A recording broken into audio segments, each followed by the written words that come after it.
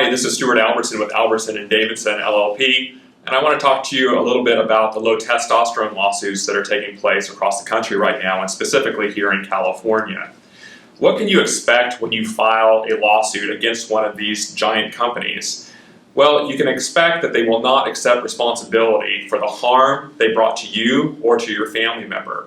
Remember, with these low testosterone treatments, what we're finding is that there was not a warning about heart attacks, cardiac arrest, pulmonary embolisms, deep vein thrombosis, and even death.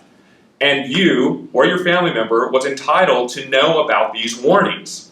And so naturally, even a 7-year-old kid knows when they break a window, they should accept responsibility for it and fix it. You would think that the manufacturers of these testosterone products would accept responsibility for the people who they've hurt. But they won't. And they're going to fight very hard not to accept that responsibility. And how do they do that? They make life hard on you during the lawsuit. They make you answer a lot of questions in what we call written discovery. They take your deposition and they ask you many difficult questions, very personal in nature, that have nothing to do with taking testosterone.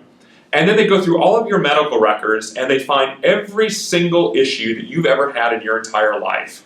And if you think about it, if you've made it to 40, 50, or 60, or 70 years of age, there are going to be things in your medical record that you've had problems with. You might have problems with your eyes, with your ears, you might have high blood pressure, you might have cholesterol, you might have a pre-existing heart attack or something along those lines. Well, you can bet that these manufacturing companies that make this testosterone, they're going to point to all of those things, which they call pre-existing injuries or pre-existing conditions, and they're going to say, that's the reason you were injured. That's the reason your loved one died from taking testosterone therapy. It's not from the testosterone that they failed to warn you about. Why do they do this? They do this because number one, they don't want to accept responsibility, and secondly, they want to trick and confuse the jury. They want the jury to be confused and tricked as to why you're there in court. So they're going to force you to go through 3-4 years of litigation possibly to get in front of a jury, and then they want to put your life that has nothing to do with the injuries that they did to you on trial and talk about everything under the sun that you've ever undergone as if somehow people in their 40s, 50s, 60s, and 70s don't have any pre-existing injuries.